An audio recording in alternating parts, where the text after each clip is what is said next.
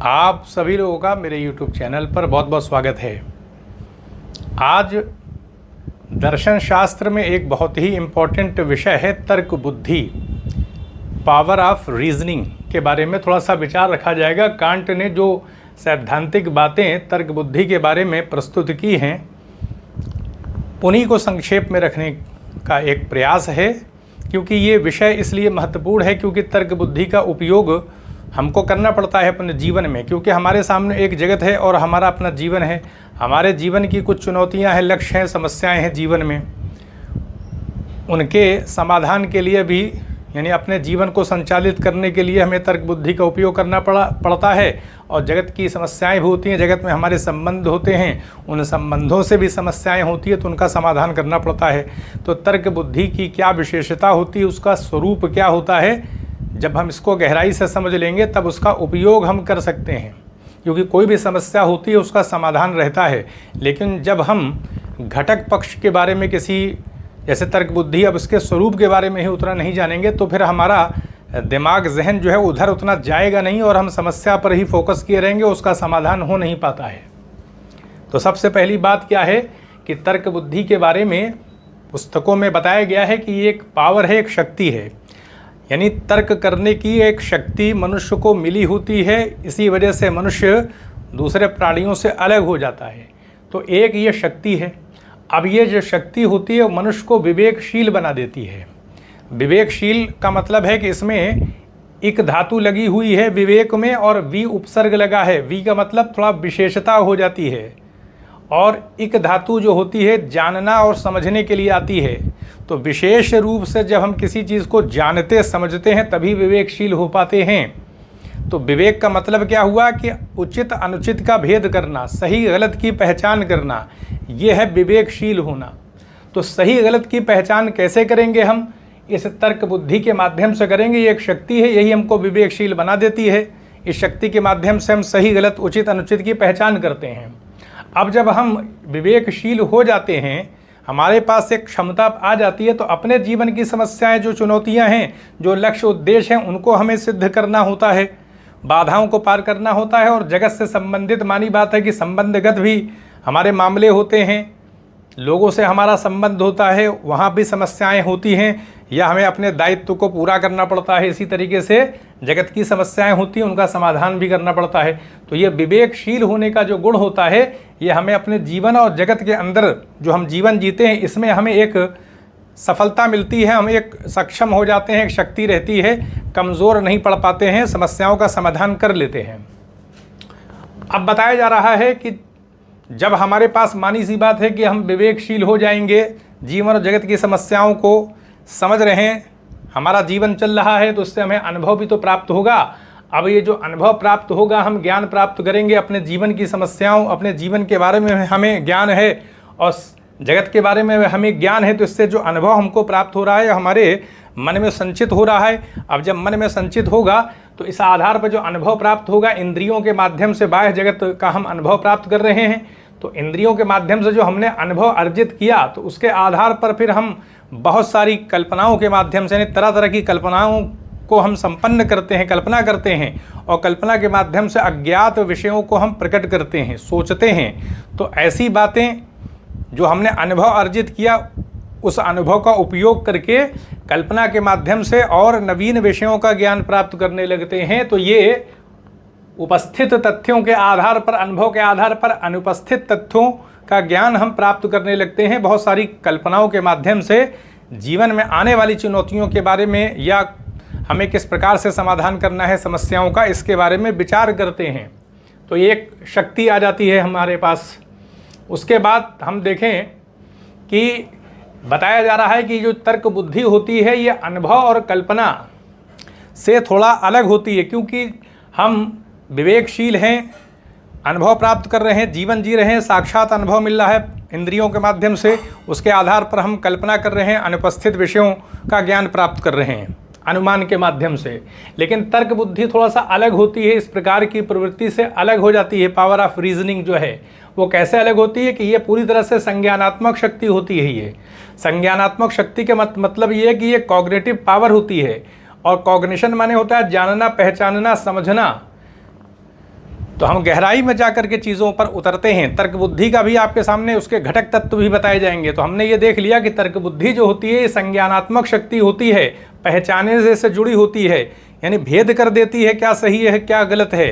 जबकि यहाँ पर हम सीधे इंद्रियों के माध्यम से अनुभव प्राप्त करते हैं, उस अनुभव के आधार पर फिर हम कल्पना के जरिए अज्ञात तथ्यों को पता लगा लेते हैं, ये प्रक्रिया चलती है। जबकि तर्क बुद्धि में हम भेद करना सीख लेते हैं, सही गलत निर्णय लेने की क्षमता हमारे अंदर आ जाती है। किसी परिस्थिति में फंसे हैं तो किस प्रकार से निर्णय करेंगे। अब दूसरी बात आ रही है, यहाँ पर बताया जा रहा है कि तर्क बुद्धि जो होती है, मानी सी बात है कि उसका कार्य होगा, पावर ऑफ रीजनिंग, उसका कार्य क्या है, कार्य तो उसका वही जीवन से संबंधित है और जगत से संबंधित होगा।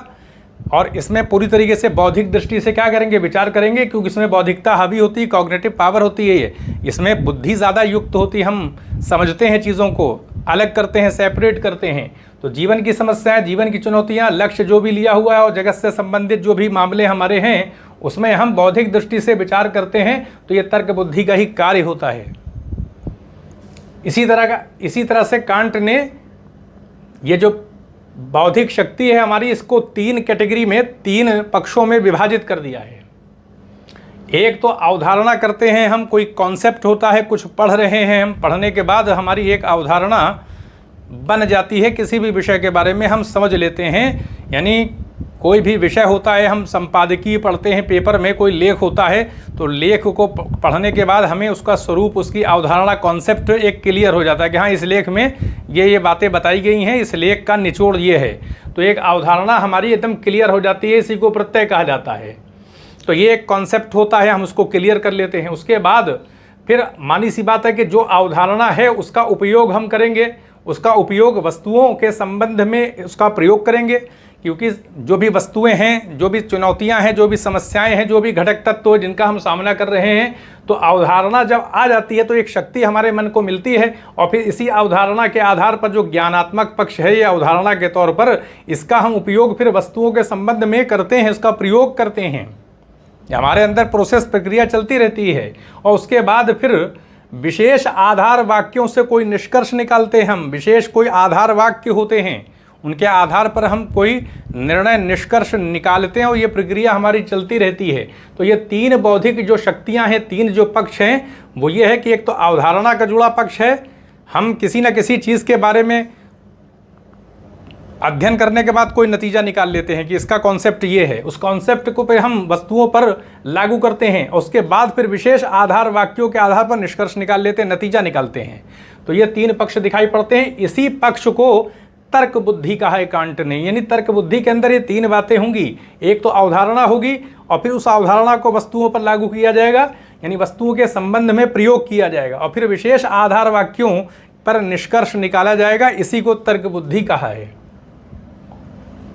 अब हम आते हैं कि तर्क बुद्धि का विभाजन भी कांट ने किया हुआ है। अब इसको सैद्धांतिक तर्क बुद्धि भी कहते हैं, व्यवहारिक तर्क बुद्धि भी कहते हैं। जो सैद्धांतिक होती है, मानी सी बात है कि वो सिद्धांत से जुड़ी होती है, जिसमें जीवन और जगत की अपनी समस्याएं हैं, अपनी चुनौतियां हैं, उनको मानी बात है कि उसमें समझना पड़ेगा और उनको विचार करना पड़ेगा इसके बारे में। तो ये सैद्धांतिक पक्ष है। जबकि व्यवहारिक क्या है, कर्मों के लिए नैतिक नियमों का निर्माण करना, क्योंकि जीवन हम जी रहे हैं, पूरे समाज के संबंध में विचार किया जा रहा है, मनुष्य के समूह के बारे में बात की जाए, समाज शास्त्र का जैसे उदय हुआ, राजनीति शास्त्र के अलग अलग विषयों का कैसे उदय हो गया, ये जो नैतिकता का पूरा क्षेत्र है इसका उदय कैसे हुआ, मनुष्य ने ही क्रिया करके, कार्य करके नैतिक नियमों का कहीं ना कहीं निर्माण किया है, उसको किताबी शक्ल दिया है। तो इस आधार पर सैद्धांतिक जो क्या है कि जीवन और जगत है, मानी सी बात है, इसमें समझने और विचार करने पर ज़्यादा जोर रहता है। उसके बाद जब हम समझते हैं, विचार करते हैं, सारी वस्तु स्थिति से परिचित हो जाते हैं, तो फिर व्यवहारिक आधार पर हम उतर आते हैं, और फिर कर्मों के लिए जो हम कर्म करते हैं उसके लिए कोई नैतिक नियम बनाते हैं। क्योंकि अगर कर्म के लिए नैतिक नियम नहीं बनाएंगे तो हर क्षेत्र के अपने नैतिक नियम होते हैं, चाहे वो कोई भी व्यवसाय हो, पेशा हो, एक नैतिक नियम रहते हैं, उसका अनुपालन करना पड़ता है। तो इस आधार पर जब नैतिक नियमों का निर्माण हो जाता है तो उसके लिए फिर हमें मार्गदर्शन मिलने लगता है, क्योंकि मानी सी बात है कि नैतिक नियम हमें जीवन में आने वाली समस्या, चुनौतियां जो उसमें मार्गदर्शन करेंगे, हमको मार्ग दिखाने का काम करेंगे। तो इस आधार पर 2 प्रकार से सैद्धांतिक और व्यवहारिक आधार पर विभाजन कर दिया है। फिर एक स्वैच्छिक कर्म आता है। मानी सी बात है कि इसमें बताया जा रहा है कि जब कोई विशेष परिस्थिति होती है हम स्वैच्छिक कर्म करते हैं, और जब हम स्वैच्छिक अपनी इच्छा से कोई कर्म करते हैं तो फिर एक विशेष परिस्थिति होगी, उसी में मानी बात है कि हमारा कर्म होगा। कोई भी कर्म करेंगे तो कोई ना कोई परिस्थिति होगी जो हमारे लिए एक विशेष ही होगी, तभी हम कर्म कर रहे हैं। तो इस विशेष परिस्थिति के अंतर्गत 3 बातें होती हैं। एक तो उसका भौतिक वातावरण, जिस परिस्थिति में काम कर रहे हैं एक भौतिक वातावरण है, हमारी पारिवारिक परिस्थिति क्या है, किस देश में रह रहे हैं, कहाँ रह रहे हैं, किस ज़िले में हैं, वहाँ की क्या ढांचागत सुविधाएं हैं, यानी सारी चीज़ें एक भौतिक वातावरण होता है। फिर इस भौतिक वातावरण के अंतर्गत ही दूसरे व्यक्ति और अन्य प्राणी भी हैं जिन पर हमारे कर्म का प्रभाव पड़ेगा। मानी सी बात है, हम कोई कर्म करेंगे उनके ऊपर प्रभाव पड़ेगा। फिर उसके बाद मनुष्य का अपना स्वभाव भी है, उसकी इच्छाएं भी हैं, भावनाएं भी हैं, आवश्यकताएं भी हैं। तो ये सारे घटक होते हैं। एक भौतिक वातावरण होता है, उसमें दूसरे लोग भी होते हैं, अन्य प्राणी हैं, उन जो हम कर्म करेंगे उन पर प्रभाव पड़ेगा। और फिर हमारा अपना एक स्वभाव भी, हमारी इच्छा भी है, भावनाएं भी हैं, आवश्यकताएं भी हैं। तो तर्क बुद्धि क्या करती है कि इन सभी तत्वों सहित परिस्थिति का सही ज्ञान प्राप्त करना। ये जितने घटक तत्व हैं, इन तत्वों सहित परिस्थिति का सही ज्ञान प्रदान करना, इन्हें सही ज्ञान प्रदान करने का काम ये तर्क बुद्धि करती। क्योंकि जब तक सही ज्ञान नहीं होगा हम अपने भौतिक वातावरण को नहीं समझेंगे, क्योंकि भौतिक वातावरण के हिसाब से ही हमें अपनी कोई डिज़ाइन, कोई योजना बनानी पड़ेगी ताकि हम उससे निकल सकें अब किसी समस्या से। और फिर हमें दूसरे घटक, दूसरे जो लोग हैं, आसपास के जो लोग हैं, उनसे हमारा जो संबंध है उनके बारे में हमें सही ज्ञान होना चाहिए। कहाँ से मदद मिल सकती है, किससे सहायता ले सकते हैं, ये हमें अपना डिसीज़न लेना पड़ेगा। और दूसरे प्राणी भी होते हैं तो हमें अपने कर्मों को देखना पड़ेगा कि हम जो कर्म करने जा रहे हैं उसका दूसरे व्यक्तियों, अन्य प्राणियों पर क्या प्रभाव पड़ेगा। ये हमारा पूरा चरित्रगत मामला है। और फिर हमारा अपना स्वभाव भी है, तो हमें अपने स्वभाव को बदलना पड़ेगा इस घटक के हिसाब से।